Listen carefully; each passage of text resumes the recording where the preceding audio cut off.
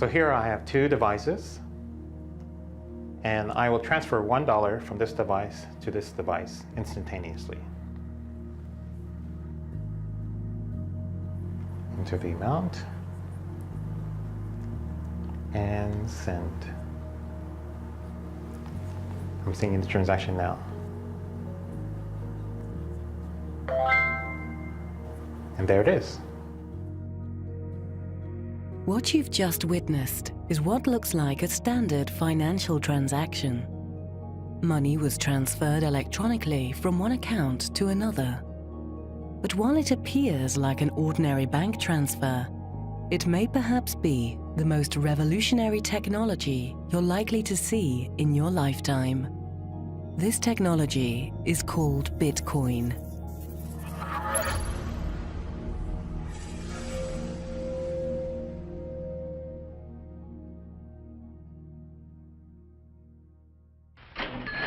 Money makes possible the exchange of many different goods and services among many different people.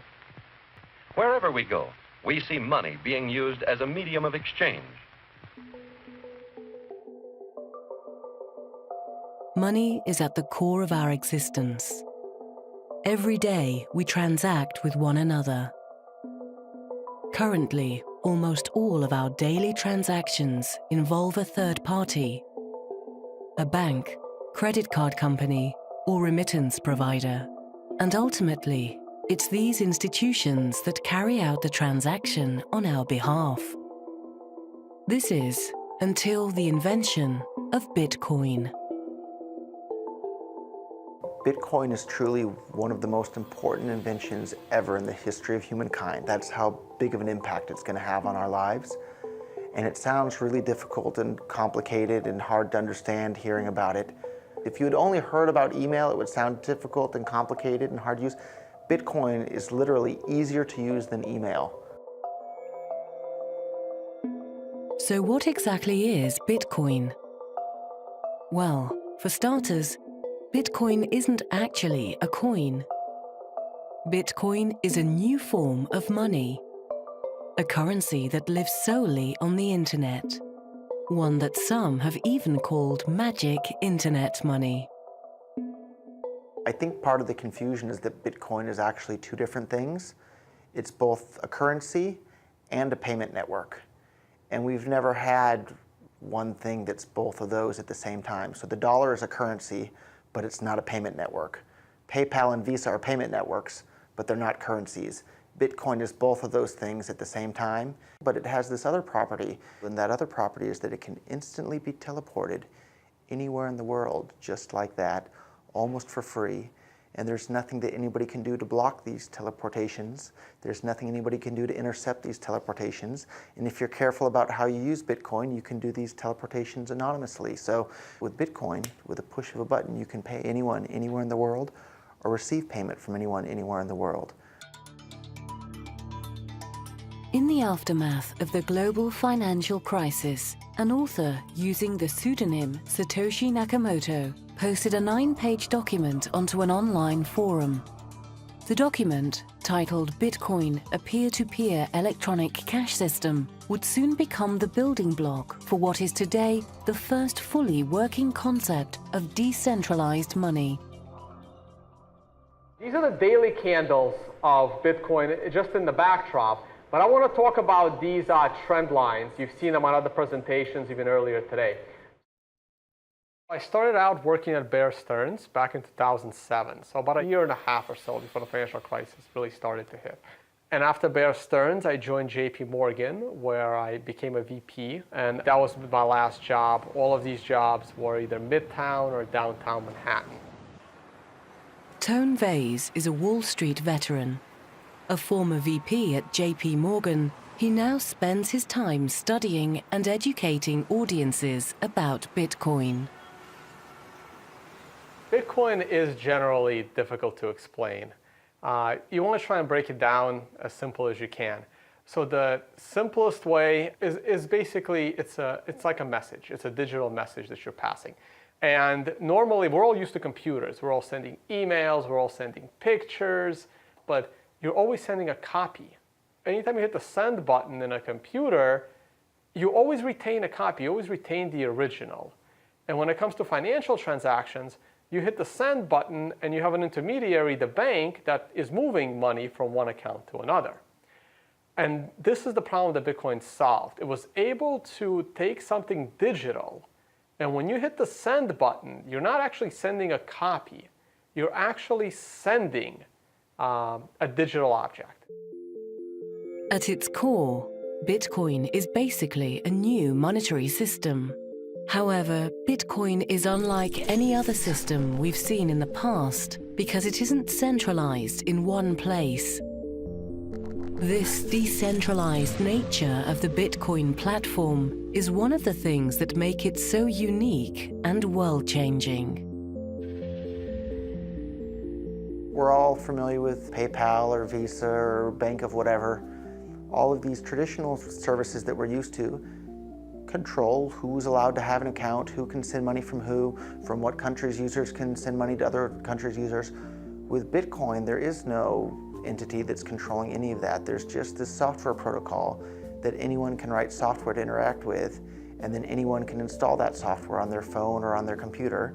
And once they have the software installed, they can now interact with anyone else, anywhere in the entire world that's also using the Bitcoin software.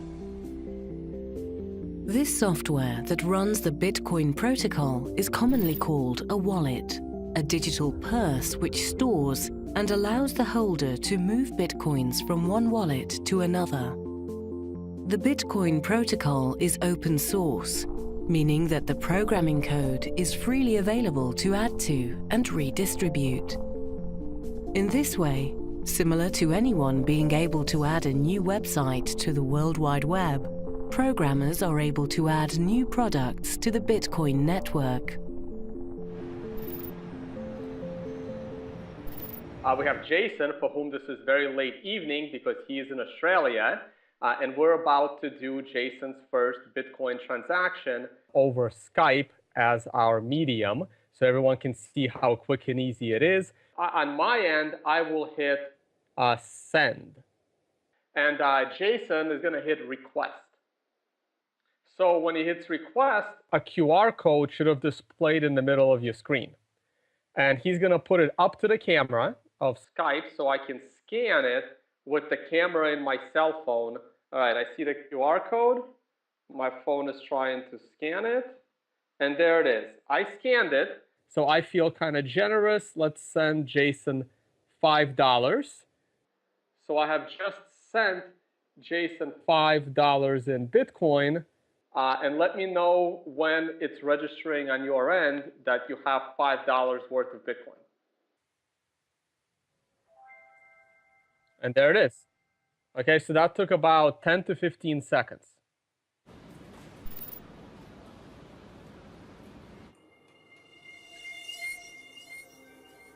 Bitcoin enables users to send and receive money instantly without the involvement of a third party. This digital breakthrough allows the user to effectively become their own bank.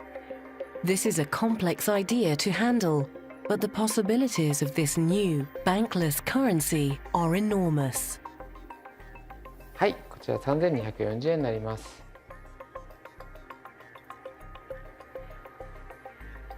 With the exception of actually handing physical cash to you, generally we have to rely on third parties for lots of different payments, be it credit cards or wire transfers internationally, or even sort of keeping cash under your bed, storing large amounts of cash, we use banks.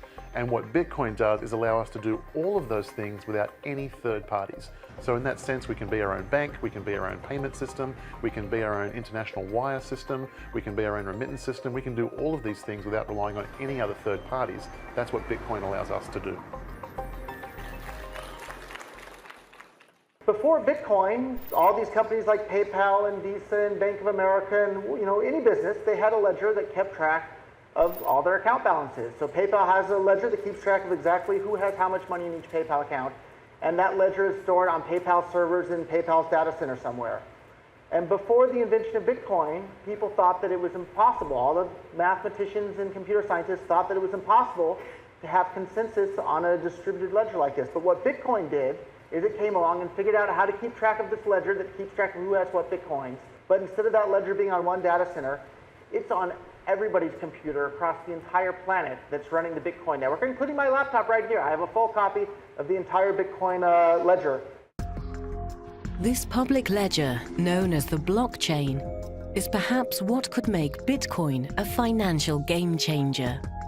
Bitcoin is what is known as a cryptocurrency, meaning that it's a digital currency in which encryption is used to regulate the creation of new units and verify the transfer of funds.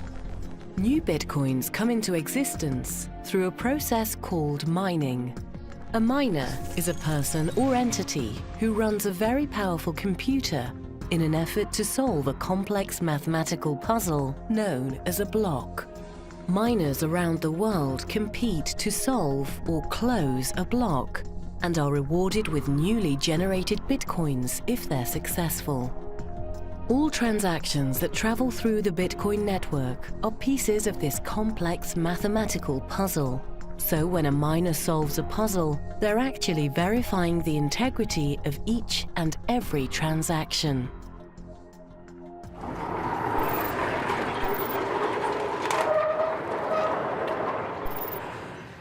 Welcome!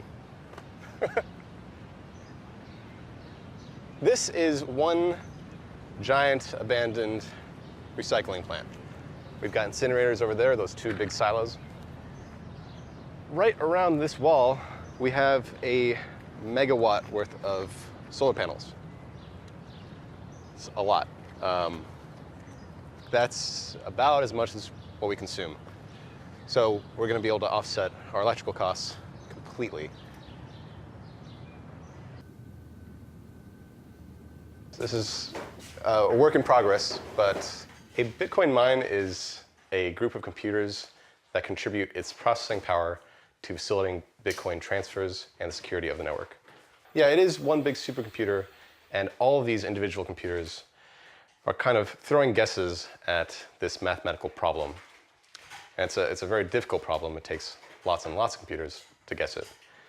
Once that guess is correct, that is sent to all the rest of the computers, and with that answer, they record all the transactions that have been done up to that point.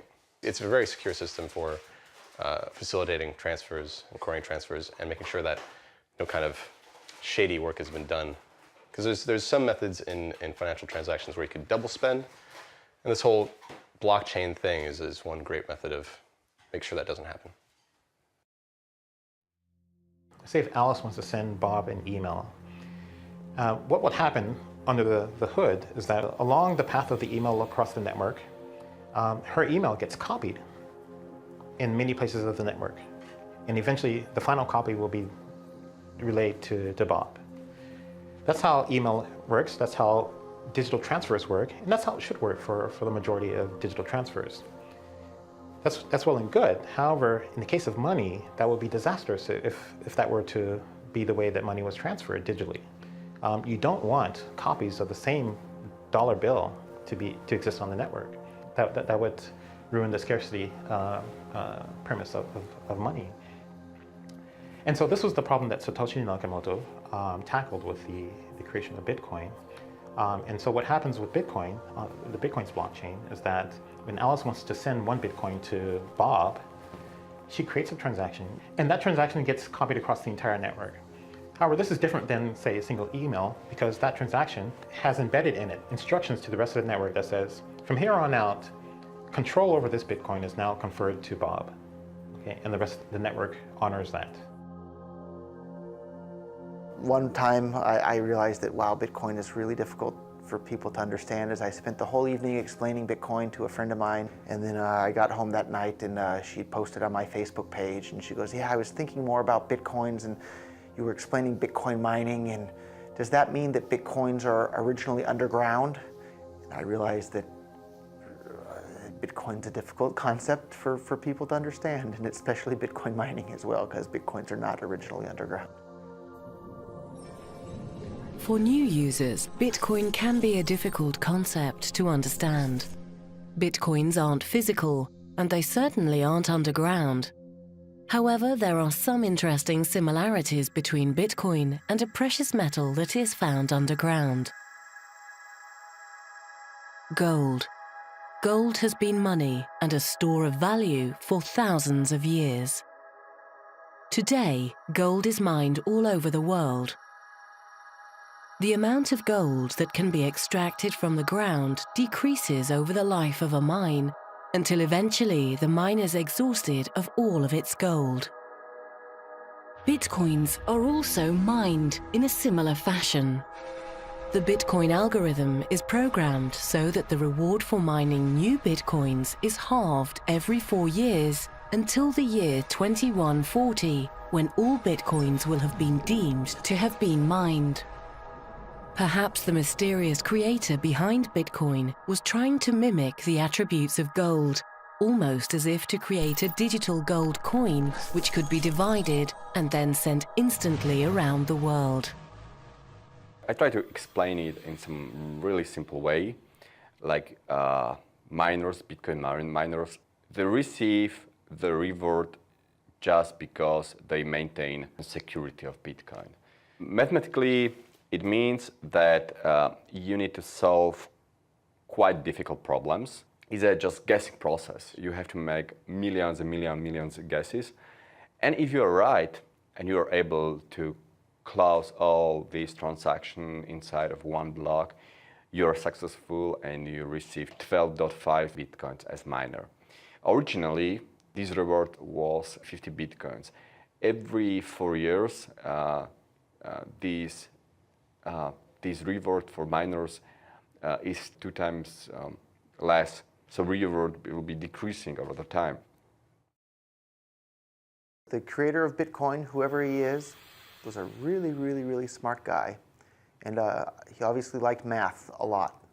And he sat down and did some calculations and thought to himself, if everybody in the entire world were to start using Bitcoin, how many Bitcoins would we need in order for that to be able to accommodate everybody using Bitcoin for this? And each Bitcoin can be divided down to 100 millionth of a Bitcoin.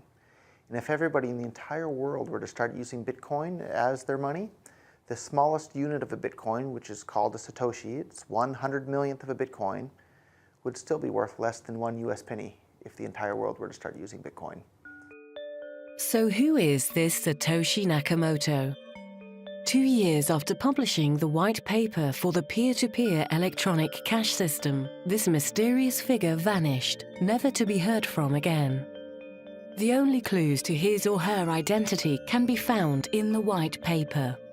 Some speculate he or she is of British origin due to the writings containing some British slang. Others believe that rather than being one person, Satoshi was a group of hackers working in concert to create a new monetary system which would decentralize money as we know it. I think he was a clever guy. He was not a normal geek. He had good knowledge of decentralized technology or decentralization. He had good knowledge of financial system, and he was quite good coder. But the code of Bitcoin is not definitely the best one. So it's definitely possible to write better code. There is also conspiracy theory if Bitcoin code was written by one guy or many different guys, hard to say. Anyway, I especially appreciate that it's first fully working concept of decentralized money. It's very interesting, like who Satoshi is. There's lots of speculation, especially among like the very early people in Bitcoin. But what difference does it make whether we know who created Bitcoin? I don't know that it makes any difference. There's lots of stuff that we use that we don't know who created it. And yet it gives us a lot of advantages in our day-to-day activities. I have no idea who Satoshi is. We know very little about Satoshi, and so he could be at an event, he could be someone we know, he could be someone I've spoken to, he could be a friend of mine for all I know. I don't know who it is. I don't know if we'll ever know, but it's a fun game. Am I Satoshi? I don't think I'll answer that one.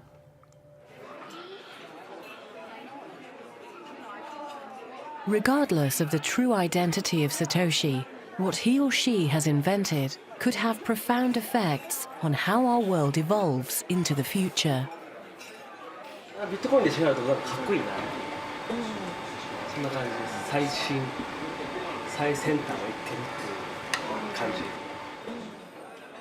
Because Bitcoin enables the user to act as their own bank, in essence, it frees the user from the traditional gatekeepers to their wealth.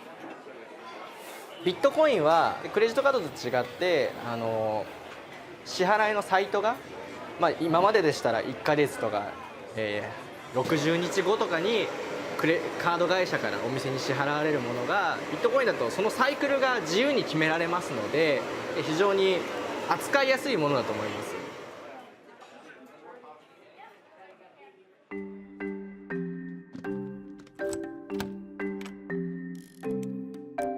We all use keys in our daily lives. Keys allow us to access and control our valued possessions. They also protect our valuables from being stolen. Take your car as an example. Holding the keys to your car allows you access to it whenever you wish. But suppose you've had a few too many to drink, and your loyal friend confiscates your keys from you. The car may still be yours, but now you no longer control it. Taxi! And must hail a ride home. The same can be said of our finances.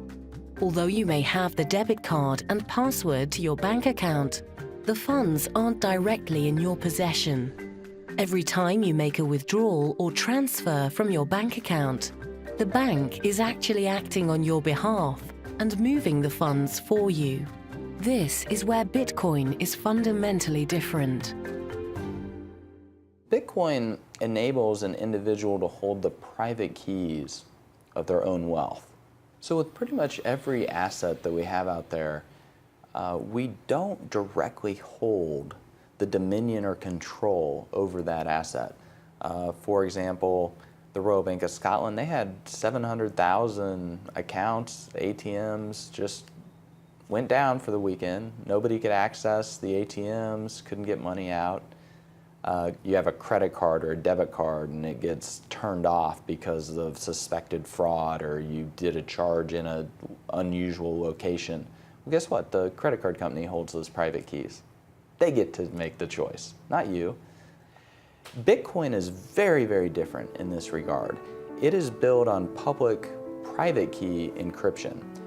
And what that means is that you send Bitcoins to the public key, and then in order to send the Bitcoins, you have to be able to sign with the private key where the Bitcoins currently reside. And that literally is a number. That private key is a number. Bitcoin, nobody gets to turn it off. If you have the private key, you get to access it and use it.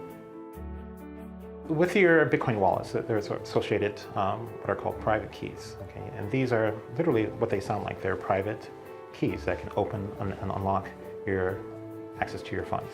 But let's be clear, if you lose any of your private keys, you lose access to your funds. Simple as that.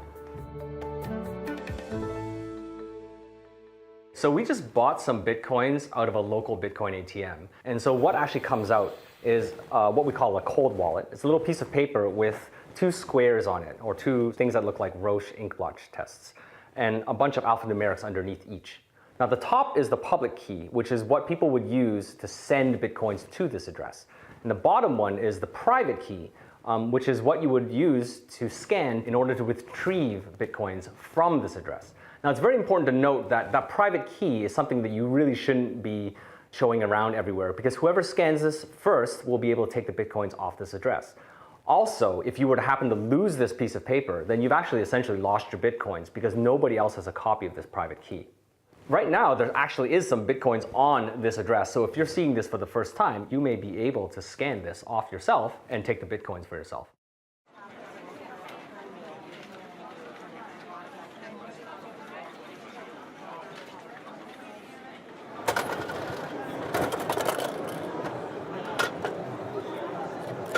So here is a Satori coin. There is a value of 0.001 Bitcoin inside. In today's exchange rate, that would mean about 45 cents. So it's a very minimal amount, but it is true Bitcoin inside. Now, how to redeem the value out of this token? One would have to peel off the hologram sticker in the back. There we go. And then a QR code would be exposed. And this QR code is the private key information, which is essentially like a password.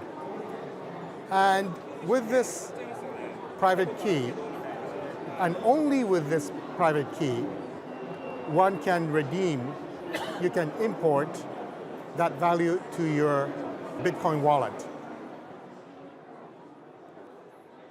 Anything that's physical has a very strong sense of authority or authenticity.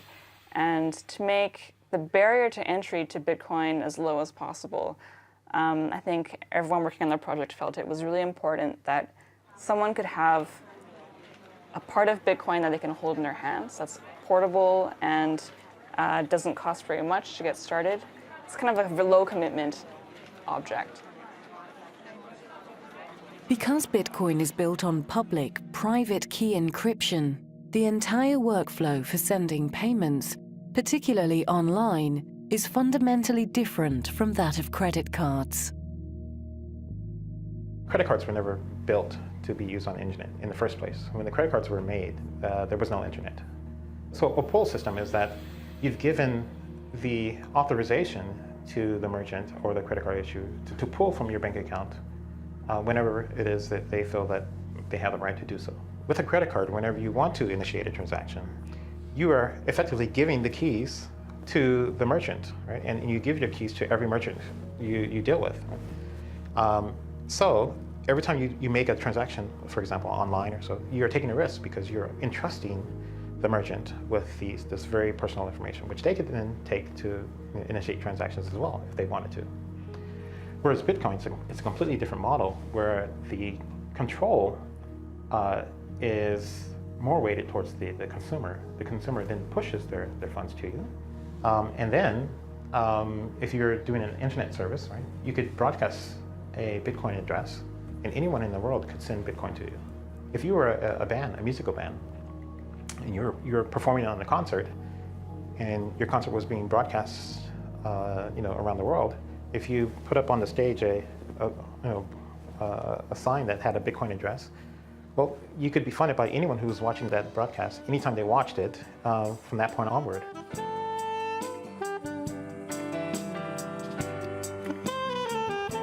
My name is Sanshiro Fujimoto, and I play the saxophone and the other instruments.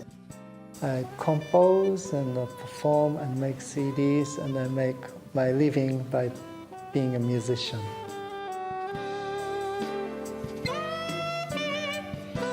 Today's small live show I did without no admission fee, and if you appreciate my music, then you can tip me. By tipping, you don't know how much. You might get 0, or if your performance is great, you might get more than you think. So that makes me play better.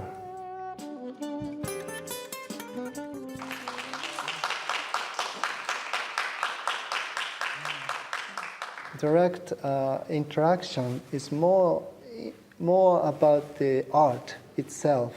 And if you tip someone in the street, you don't tip big money, you tip like 10 cents, quarters, and small money. But to send the small money on the internet costs more than what you're supposed to tip. So Bitcoin is a much better way to tip someone in the internet. Bitcoin payments are a push system, meaning that the funds are pushed from sender to receiver. This makes for a faster and cheaper system than traditional pull systems like credit card transactions. This in turn also means that Bitcoin transactions are final and cannot be reversed. Credit cards actually has about a 6-month settlement time. Even though the transaction looks like it went through, the person can then call back and say this was a fraudulent transaction. and then the credit card will take that money away from the merchant in some cases. In some cases, the credit card will eat the cost, and that's a chargeback. Now, we pay for this. This is the 3% fee.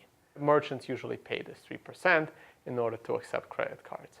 So Bitcoin transactions don't have chargebacks. I think of it as a good thing. As much as people like to say how great it is to dispute things, it very, very rarely happens. Almost never do you order something from a legitimate company and you were not satisfied and then the company did not solve your problem. Most of the time this situation happens is when your credit card is actually stolen. And your credit card can always be stolen. Everyone's credit card is all over the internet. It's just luck or bad luck if your credit card happens to be used in a fraudulent transaction. We have some businesses accepting Bitcoin, mostly restaurants, for example. We have some restaurants here set up in Acapulco.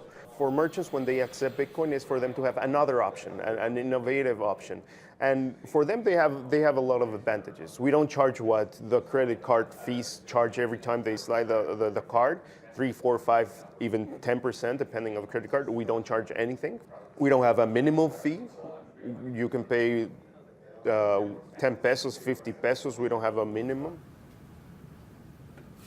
With Bitcoin payments lowering the cost of doing business and eliminating the possibility of fraudulent transactions, companies ranging from mom-and-pop stores to multinational corporations have started to embrace this new way to transfer value.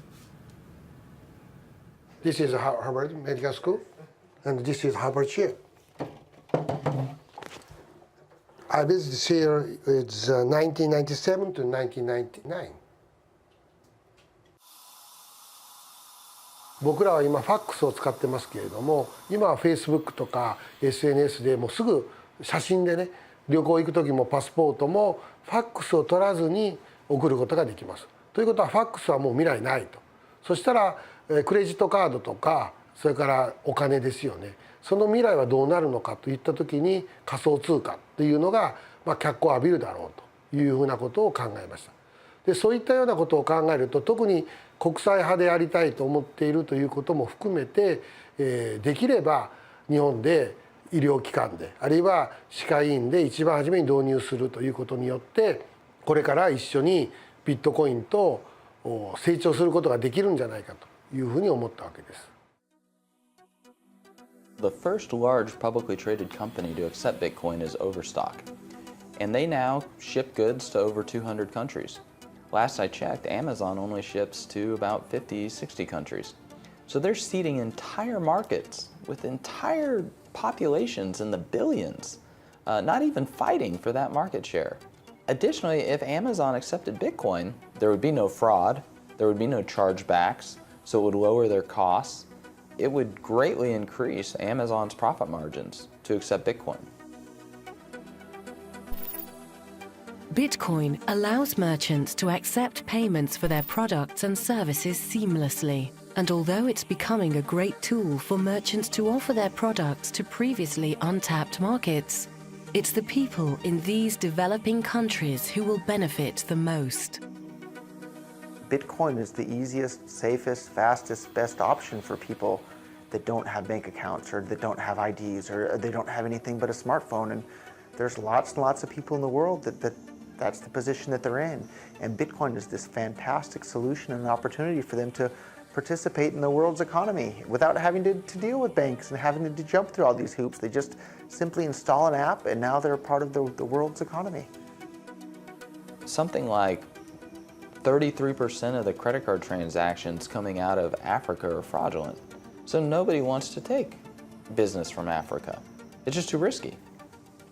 With Bitcoin, you know the funds are good. So as a merchant, yeah, pay with Bitcoin. Also, anything you want, that's legal to Africa. Then they're able to start having property rights. And property rights is really what's going to help lift them up out of poverty. So Bitcoin does get into this niche of the underserviced people in the banking industry. So a lot of third world countries, they may not have access to bank accounts. They might not even have IDs to open a bank account. But if they have cell phones and if they have access to the internet, they can now have the equivalent of a bank in their cell phone. According to the latest World Bank figures, there are approximately 2 billion unbanked people throughout the developing world. The adoption and use of Bitcoin in these countries could transform this human rights issue and allow the unbanked population of the world to participate in the global economy. For the first time in the entire history of the world, anyone can now send or receive any amount of money with anyone else, anywhere, instantly, basically for free, and it's impossible for anyone, including governments, to stop them from doing that. And as much as I love gold can't do that, right? Think about that. Here, anybody in this room, you can now send and receive any amount of money with anyone, anywhere in the world, right now, and there's nothing that anybody can do to stop that. That was not possible before the invention of Bitcoin, and that is a fundamentally world-changing technology for every single human being on the planet. WikiLeaks was able to find funding through Bitcoin. And this was in the midst of a financial blockade that WikiLeaks was facing. At the time, the US had ordered Visa, I think it was MasterCard as well, Bank of America, to blockade any donations to WikiLeaks. Say what you will about WikiLeaks. Not necessarily that I condone everything that they do, but I do think it is very important for freedom in the world, for people to have uncensorable ability to donate money to whatever political causes that they want to. And so I thought that was extremely powerful for WikiLeaks to be able to defy the US in that sense. Because Bitcoin puts the private keys of wealth in the hands of the user, it can be used to support activist causes.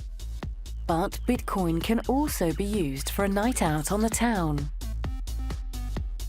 My name is Ken Shishido. I am co-organizer for Tokyo Bitcoin Meetup Group.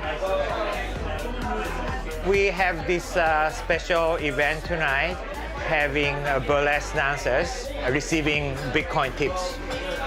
The reason why I do this is that sometimes we want to make our meetup interesting instead of talking about really technical stuff or political stuff. So this is one of the events we want to make it really fun and see what can be done using Bitcoin.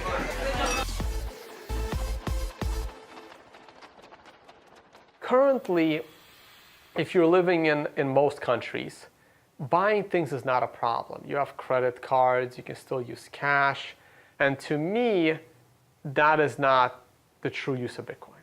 The true use of Bitcoin is to give you financial privacy, which I find extremely important. During the global financial crisis, as cracks in the financial system spread, institutions once thought to be invincible were shown to be vulnerable. As we now know, governments around the world were forced to bail out financial institutions. A bailout is when government takes taxpayer money and gives it to an irresponsible financial institution to bail out their mistakes. A bail-in is different in that laws are written which permit financial institutions to take funds directly from customer accounts to shore up their losses. Such a thing occurred in Cyprus in 2013. When I started learning about Bitcoin back in 2013, especially during the Cyprus event, when banks were shut down and money was confiscated from people, I remember telling my coworkers, some of the PhDs, the quants, this is really bad. This is actually going to probably start happening in many other Western countries. And they were all laughing at me saying, no, it's just Cyprus. It'll never happen here. And that's when I knew someone must have come up with a way to get around this problem. When a depositor deposits dollars or euros into the bank, title to the dollars or euros transfers to the bank, and those depositors become unsecured creditors of the bank. If the banks screw up for whatever reason, there's now been legislation passed in many of the countries where they can be bailed in, meaning that their deposits can be turned into shares of the bank. Jeff Berwick is an entrepreneur, financial commentator, and podcast host. Having founded Stockhouse.com, Canada's largest financial news website, Jeff's analysis, writings, and videos have been viewed by millions of people around the world. It's difficult to say exactly what's going to happen in the future, but it's definitely going to keep happening. I said after Cyprus it's going to happen in Greece, and then they shut down the banks in Greece for months. And of interest to people who live in Europe is on January 1st of this year, they passed a European bank bail-in legislation. So that should be a huge wake-up call to people that they're doing that. So in Cyprus, they didn't actually pass it before. So in Cyprus, they closed the banks. Then they came up with some legislation and said the banks could just take their customers' money to keep afloat. So they didn't even have that legislation, and they did that in Cyprus. Now they already have it in place, so they know what's coming. I see Bitcoin as a way to protect and hide your assets. And we're not saying this is bad. I'm not saying that only criminals hide their assets. No. People that have worked hard and they've paid taxes and they've done everything, and like what happened in Greece and Cyprus, where money in bank accounts was just confiscated. So if the next time the banking system gets in trouble, it could be users' accounts that are rated to help fund the banking system. We're talking people with significant money, 100,000, 200,000, but it's legal money. They've worked hard for it. Some economists believe that the global financial crisis of the last decade was just a precursor to a much larger calamity. If this is the case, how will governments react in response to the next failure of our financial system? Unlike the current banking system, Bitcoin allows individuals to hold the private keys to their wealth. However, this also comes with the added responsibility of securing the Bitcoins. With Bitcoin, you're in 100% complete control of your own money, but that also means you're 100% responsible for what happens to your own money. So it's your job to make sure that you keep your Bitcoin safe. People are used to things like credit cards and bank accounts and PayPal, and if your credit card gets stolen, you just call the credit card company and they cancel it, and that's the end of it. If your Bitcoins get stolen, there's nobody that you can call to ask for help. But the other side of the coin there is that there's nobody that you have to call to ask for permission to use your Bitcoins however you want. So it cuts both ways. Mt. Gox, the Tokyo-based Bitcoin exchange, has filed for bankruptcy protection. The announcement comes days after the exchange announced that as much as $450 million of the virtual currency had gone missing. CEO Mark Capelli's apologized and bowed deeply on Japanese television. It remains unclear if the missing Bitcoins were stolen, voided by technological flaws, or both. So actually, this is the old Mt. Gox building. Mt. Gox was the biggest Bitcoin exchange that ever existed. I think at some point they were doing over like $100 million a day worth of volume. And they collapsed in quite a spectacular fashion in 2014. I think the size of the losses amounted to over $450 million.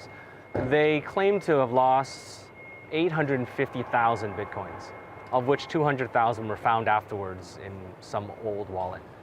People were putting money in and essentially giving them their Bitcoins, giving them the control of the private keys. And the irony is that exact centralization risk is what Bitcoin is supposed to free us from. And Mt. Gox just took all of the decentralized nature of Bitcoin and put it into one company with a lot of people's money. And then on top of that, put the control of that company's finances under one person who has the keys to the kingdom. So we've probably seen over the last 2 or 3 years, by my count, probably somewhere between half a dozen to upwards of 10 different major hacks of companies that are involved in Bitcoin. And one thing you have to understand is that Bitcoin is fundamentally different from securing an asset that's held within the regular financial space. With Bitcoin, if you ever get access to the private key to someone's wallet, you can initiate a transaction outside of the infrastructure of that company without their knowledge. That's unlike anything that exists currently in the financial space, where if you want to take money out of that target, you have to have infiltrated their infrastructure. I think it's part of the mentality where people are trained not to trust themselves with their own money. And so everybody puts their money in a bank for safekeeping. And so that sort of mentality where you put your money in some pooled company whose sole purpose is to safeguard it, that is a really hard stigma to break, to change. And I think this is the thing that's the most challenging about Bitcoin, is that it challenges people to question that stigma. It challenges people to take control of your own money and value and to safeguard it yourself. As we know, at this time, Bitcoin is quite secure. If you have more than half of Bitcoin network power, you can take control of the Bitcoin network. But technically, this is really hard. When we consider the current Bitcoin power, it's almost impossible. So from this point of view, Bitcoin is much secure than the biggest and the most secure portals of some biggest banks in the world. The problem is that many people do not trust Bitcoin just because there were a lot of news about hacking some Bitcoin portals and some exchange services and so on. The problem is that like all services based on Bitcoins is not a Bitcoin, itself. So you cannot associate the security of Bitcoin-based services with the Bitcoin itself. The collapse of the Mt. Gox Bitcoin exchange in 2014 caused much confusion and skepticism about the security of Bitcoin. However, years after the collapse of the once largest Bitcoin exchange, Bitcoin is now on the radar of many institutions within the financial industry. The big question, the conversation you'd hear, is that the question was whether blockchain technology would impact the financial industry. And now, if you go to the trade shows and you listen to the media, the question is not whether, the question is how blockchain technology will impact and transform the financial industry. It's now a foregone conclusion that blockchain technology will impact the financial industry in a major way. So that's where we are now. But we weren't always there. If you look just 2 years ago, the attitude was that Bitcoin was almost a laughable concept, and it was a non-sustainable system, and it couldn't be applied in the financial space. In Japan, the virtual currency law has passed in the lower house, and hopefully actually it will pass in the upper house as well in the very near future.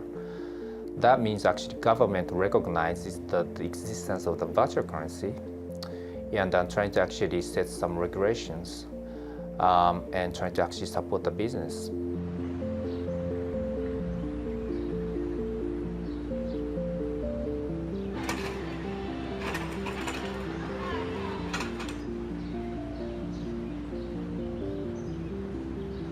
This Bitcoin, well, it looks great,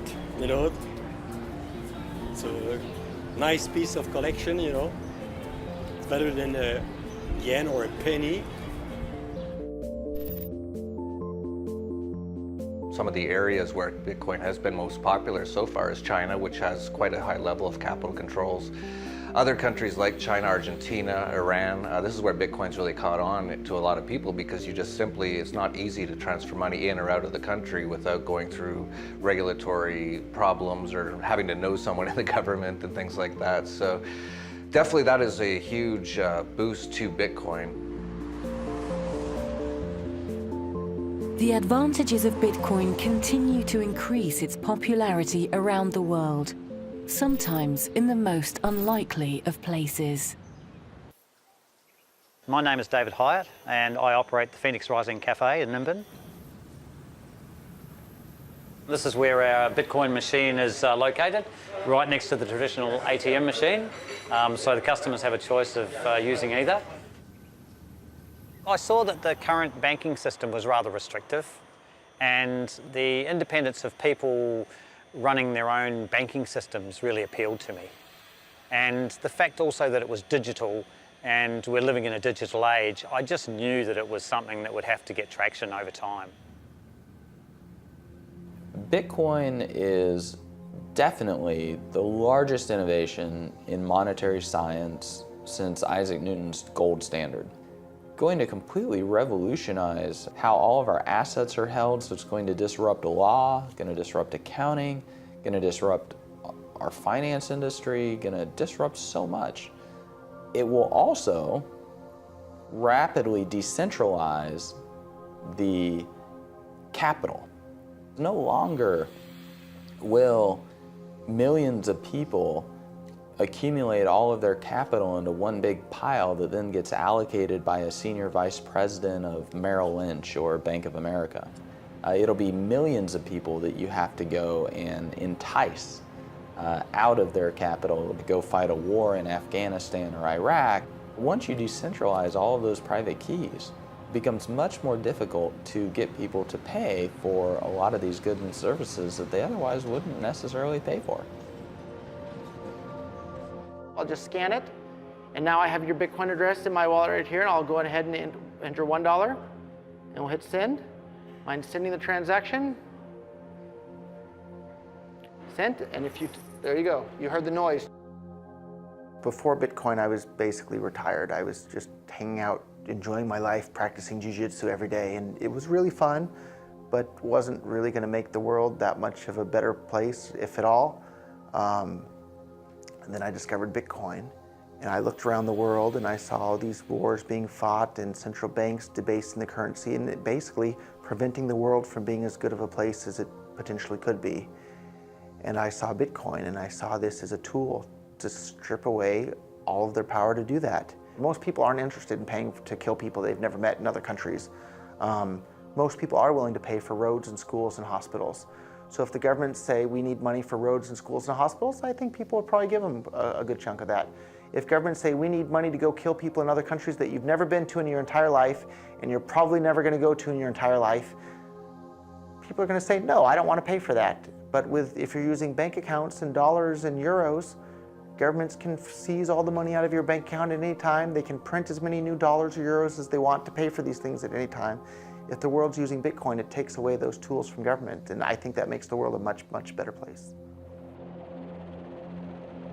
For the first time in history, Bitcoin now provides the entire world with a completely decentralized payment system.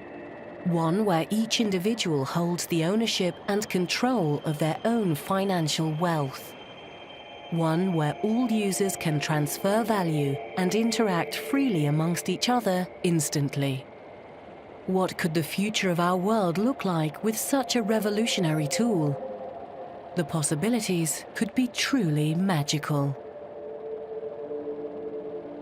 Bitcoin is magic internet money. Bitcoin allows you to send and receive money with anyone, anywhere in the world, just like magic. I'm at a loss for words because it's that exciting and that world-changing.